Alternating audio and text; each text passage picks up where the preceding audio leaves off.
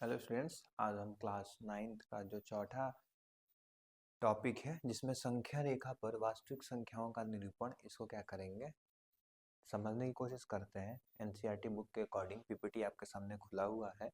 इसके पहले हम लोग सारी परिमेय संख्या, अपरिमेय संख्या, कौन कौन सी संख्या होती है, उनके कंडीशन क्या होते हैं, उनके गुण क्या होते हैं, वो सारी चीज़ों को हम क्या कर चुके हैं, पढ़ चुके हैं। आइए हम लोग इस वाले में देखेंगे कि ये संख्या रेखा पर निरूपित कैसे होती है और इनको हम लोग क्या करेंगे, शो ऑफ करेंगे। इसको करने के लिए पिछले लेक्चर में आपने यह देखा कि किसी भी वास्तविक संख्याओं का दशमलव प्रसार क्या होता है, या तो शांत होता है, नहीं तो क्या होता है, अशांत होता है। अब मान लीजिए कि हम संख्या रेखा पर किसी संख्या को दिखाना चाहें, उसको कैसे दिखाएंगे। आप ये देख सकते हो, लेंस से एक सेंटीमीटर स्केल का जो हम यूज करते हैं, उनके बीच में छोटे छोटे गैप्स होते हैं। उन गैप्स को पकड़ करके हम लोग क्या करते हैं, पॉइंट लेकर के उसके बाद शो ऑफ करते हैं। इसको हम समझाएंगे आपको। इसके बाद आप देखोगे कुछ संख्याएं जो होती है शांत होती है, कुछ होती है अशांत दशमलव होते हैं, जैसे कि यहाँ पे दिया गया है। इसको करना हो तो कैसे हम लोग शो ऑफ करेंगे, प्रोसेस सक्सेसिव मैग्निफिकेशन, उत्तरोत्तर आवर्धन प्रक्रम इसे हम लोग कहते हैं, उत्तरोत्तर आवर्धन प्रक्रम, जिसमें हम एक दशमलव संख्या को क्या करते हैं, निरूपित आसानी से कर सकते हैं। जिसे इसमें देंगे 5 संख्या रेखा पर 5 दशमलव स्थानों तक, अर्थात 5.3777 तक 5.37 पे बार को निरूपित करना है। तो ये हमको पता है, ये संख्या 5 और 6 के बीच में आएगी। 5-6 के बाद हम देखेंगे कि अब ये किसके बीच में आएगी। तो 5 दशमलव जो 3 है और 5.4 है उसके बीच में आएगी। अब 5.34 को पकड़ लेंगे, इसमें हम लोग लिखते चलेंगे। उसके बाद अभी हम आपको करके दिखाएंगे कैसे होगा। उसके बाद ये देखेंगे किसके बीच में आएगी, उसके बाद करते करते हम लोग लेके जाएंगे और लास्ट में 3 अंक तक जाने के बाद हम लोग क्या करेंगे, इसको रोकेंगे, क्योंकि 7 बार बार क्या हो रहा है, आ जा रहा है। एक बार फिर हम उत्तरोत्तर आवर्धन करते हैं और उस वास्तविक संख्याओं को, भागों को लंबाइयों में उत्तरोत्तर कमी करते हैं और 5.37 पे बार स्थित है। सबसे पहले हम यह देखते हैं कि 5 और 6 के बीच में 5.37 स्थित है। अगले चरण में हम देखते हैं कि 5.37 और 5.3 और 4 के बीच में क्या होता है, स्थित होता है। इसको हम अभी सॉल्व करके आपको क्या करेंगे, दिखाएंगे। देखो ध्यान से समझना, जो भी चीज समझाएंगे इसको बहुत ध्यान से देखना होगा, तभी आप क्या कर पाओगे, समझ पाओगे जो चीज हम समझाने की कोशिश करेंगे। केवल 2 क्वेश्चन है, इसमें बहुत ज्यादा क्वेश्चंस नहीं दिए हैं, लेकिन इसको सीखना बहुत जरूरी है। वास्तविक संख्याएं जो भी होती है संख्या रेखा पे निरूपित किया जा सकता है, वो शांत भिन्न हो या फिर अशांत भिन्न हो। अभी हम लोग इस चीज को देखेंगे कि इसको कैसे दिखाते हैं, ठीक है। तो देखो, पहले ये समझने की कोशिश करते हैं कि इसको दिखाने के लिए किन किन बातों को ध्यान देना होगा। पहले हम मान के चलते हैं ये एक संख्या रेखा है, ठीक है, यह एक संख्या रेखा है। तो हम लोग जो इसके पहले के कक्षाओं में क्लास 6, 7, 8 में देखे होंगे, अगर हमको डायरेक्ट बोलता कि आप 2 को दिखाओ, या फिर बोलता 1/2 की दिखाओ, या फिर बोलता 3/2 की दिखाओ, या फिर बोलता 1 की दिखाओ, या फिर ऐसे बोल देता कि 1.2 को दिखाओ, तो ये हम देखते हैं कि इसको सबसे पहले कैसे दिखाते हैं। तो सबसे पहले हम लोग क्या करते हैं, इसको संख्या रेखा पे दिखाने से पहले हम स्केल को पकड़ेंगे। स्केल अगर ध्यान से देखो, स्केल स्केल ये स्केल को लेने के बाद से इसकी लंबाई को हम लोग क्या कर देते हैं, बढ़ा देते हैं। और अगर सेंटीमीटर में चाहिए तो ये सेंटीमीटर में लेंगे। सेंटीमीटर में ले जाने के बाद इसको हम क्या करते हैं, नापते हैं। इसको भी हम लोग सीक्वेंस में क्या करते हैं, लाते हैं। ध्यान से देखो इसको कैसे सॉल्व करेंगे। इसको जब लाएंगे, लेके आएंगे, तो यहाँ इसको थोड़ा सा घुमा देते हैं, हाँ, और इसको भी पकड़ के हम लोग थोड़ा सा क्या कर सकते हैं, घुमा सकते हैं। तो यहाँ से एकदम सेंटीमीटर में डिट्टो दिखाई दे रहा है, कौन कौन से सेंटीमीटर में। हम इसको बीच में लेके चलते हैं, यहाँ पे 0। अब हम इसके बीच में जो भी है उसको हम क्या कर देते हैं, खींच देते हैं लाइंस को। जो भी लाइंस है उसको क्या कर लेंगे, खींच देंगे। ध्यान से देख लो, ध्यान से देखो, इसको खींच दिए। इधर निगेटिव संख्याओं को हम लोग बाएं तरफ रखते हैं, जो ऋणात्मक संख्याएं होती हैं उनको किसकी तरफ दिखाते हैं, बाएं तरफ दिखाते हैं। आगे ये क्या होता जाएगा, बढ़ता जाएगा। अब इसकी कोई जरूरत हमें नहीं। अब हमें ध्यान देने वाली बात यह है, ये होगा आपका 1, ये 2, ये 3, ये 4, ये 5, ये 6, 7, 8, 9, 10, 11 और क्या होगा 12। बाएं तरफ जाएंगे तो -1, -2, -3, -4, -5, -6, -7, -8 और माइनस क्या होता है 9 होता है। अगर हमें 2 को दिखाना हो तो सिंपली हम लोग कह सकते हैं कि ये जो आएगा पॉइंट कहाँ पे आएगा, 2 आ गया। बोला 1/2 को, तो 1/2 हम लोग को पता है आधा को कहते हैं, आधा 0 और 1 के बीच में आता है। तो हम यहाँ पे इस वाली लाइन को पकड़ेंगे 0 और 1 के नीचे कितना है 2, तो इसको 2 भागों में बांट देंगे। फ्रैक्शन का मतलब भागों में बांटना, 2 भागों में बट गए। उसमें से पहला जो हिस्सा होता है यानी कि ये वाला जो हिस्सा होगा, ये वाला, इसी में क्या होता है 1/2 हमारा आएगा। यानी कि ये जो पॉइंट होता है यहीं पे हमारा क्या होता है 1/2 मिलता है। इस पॉइंट पे ही हमारा क्या मिलेगा 1/2 मिलेगा। अगली चीज आ गई 3/2। 3/2 को हम लोग को पता है एक सही 1/2 लिख सकते हैं मिक्स फ्रैक्शन में, जिसको हम नीचे क्वेश्चन दिए। यानी 1 से बड़ा है और 2 से क्या है छोटा है। 1 से क्या है बड़ा है और 2 से क्या है छोटा है। ये क्या हो गया यार, 1 मिनट रुको तो देखें क्या हुआ है।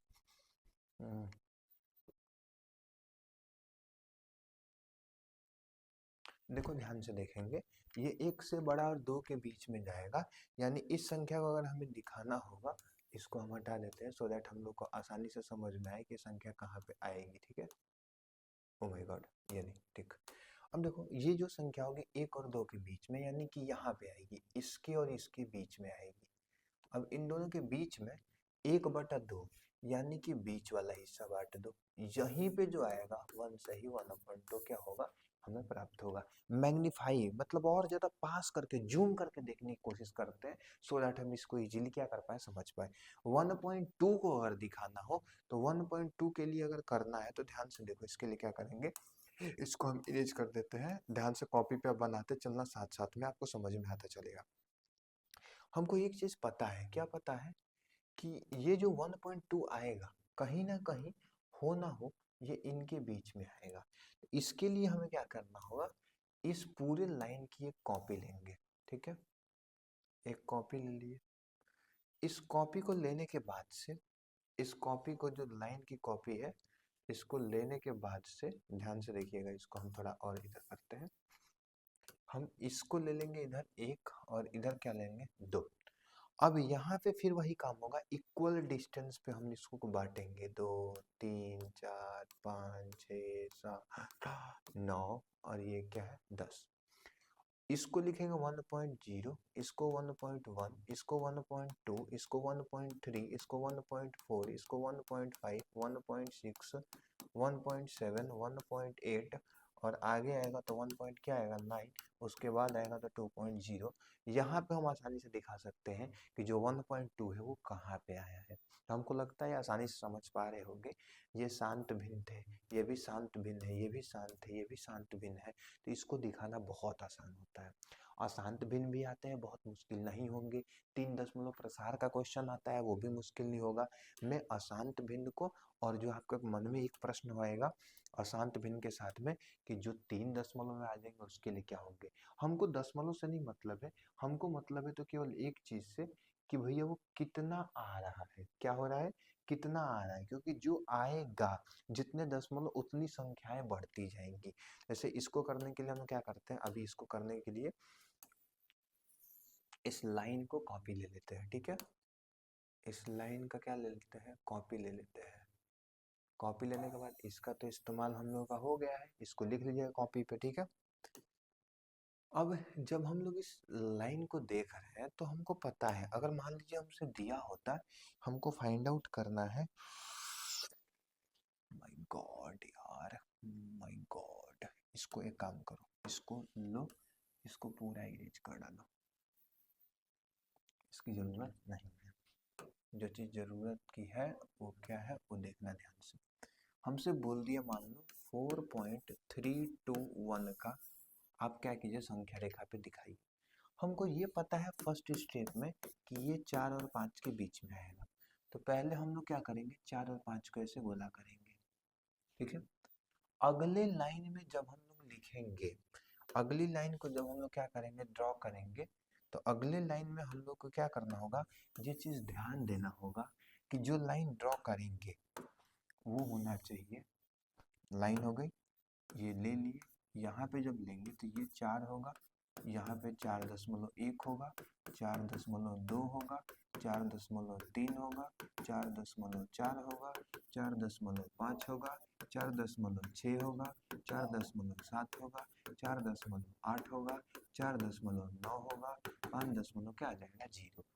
अब हमको पता चला कि अगले स्टेप में देखने वाली चीज ये है कि ये जो आएगा 4.3 और 4.4 के क्या आएगा, बीच में आएगा। 4.3 और 4 किसके बीच में आएगा, 4 के बीच में आएगा। अब इसको हम गोला कर देंगे, फिर वही काम करेंगे, एक और लाइन खींचेंगे। इस लाइन को खींचने के बाद सब क्या लिखेंगे, यहाँ पे 4.3 लिखेंगे। क्या लिखेंगे, 4.3, यहाँ पे 0 हो जाएगा। अगले में आएगा 4.31, अगला आएगा 4.32, अगला आएगा 4.33, 4.34, 4.35, 4.36, 4.37, 4.38, 4.39, 4.40। अब यहाँ पे हम देखेंगे अगली चीज कि भैया ये तो हो गया 4.3 4 के बीच में, अब ये आ गया। अब तीसरी चीज पकड़ो, ये आएगा 4 किसके बीच में, 4.31 और 3.2, यानी 3.2 और 3.3 के बीच में आएगा यार। 4.31 और ये 0 के बीच में आएगा, क्योंकि ये जो संख्या आएगी 4.30 नहीं, सॉरी 4.30 और 4.40 के बीच में आएगी। 4.30 4.40, ये तो हम लोग लाइन ले लिए हैं। अगले लाइन में जो लेंगे वो क्या लेंगे, क्योंकि अगले लाइन हमको पता चला 4.32 यहाँ इसके बीच में आएगी। 4.32 और 4.33 के बीच में आएगी, तभी तो 4.32.1 आ जाएगा, तभी तो 4.3.1 आ जाएगा। इसको ध्यान से देखो, एक और लास्ट लाइन बनेगी जिसमें हमको लिखना होगा, तो 4.320 आएगा, अगले में 4.321 आएगा, अगले में 4.322 आएगा, अगले में 4.323 आएगा, अगले में 4.324 आएगा, अगले में 4.325 आएगा, अगले में 4.326 आएगा, अगले में 4.327 आएगा, अगले में 4.328 आएगा, अगले में 4.329 आएगा, इसके बाद आएगा तो 4.330। अब यहाँ पे हमको मिल गया 4.321, वो कहाँ पे है, यहाँ पे। जितना संख्या होगा उतनी लाइन हमें क्या करनी पड़ेगी, ड्रॉ करनी पड़ेगी। तो हमको लगता है कि इस चैप्टर के नंबर रिप्रेजेंटेशंस को आप क्या कर पाओगे, आसानी से टैकल कर पाओगे। हमें नहीं लगता बहुत मुश्किल है। पहले हमको ये देखना होगा वो संख्या किसके किसके बीच में आ रही है। हमने देखा 4.3 है तो 4 और 5 के बीच में आएगी, तो फर्स्ट लाइन में हमने वो चूज किया कि 4 और 5 के लाइन को अलग करो। 4 से लेके 5 के बीच में मैग्नीफाइंग स्केल को और थोड़ा जूम करके देखें, 4.1, 4.2, 4.3, 4, 5, 6, 7 ऐसे करके आया संख्या। हमको दिखाई दे 4.32 है, यानी कहीं ना कहीं ये 3 0 और 4 0 के बीच में है। 4.30 4 0 के बीच में हमने पॉइंट को लिया।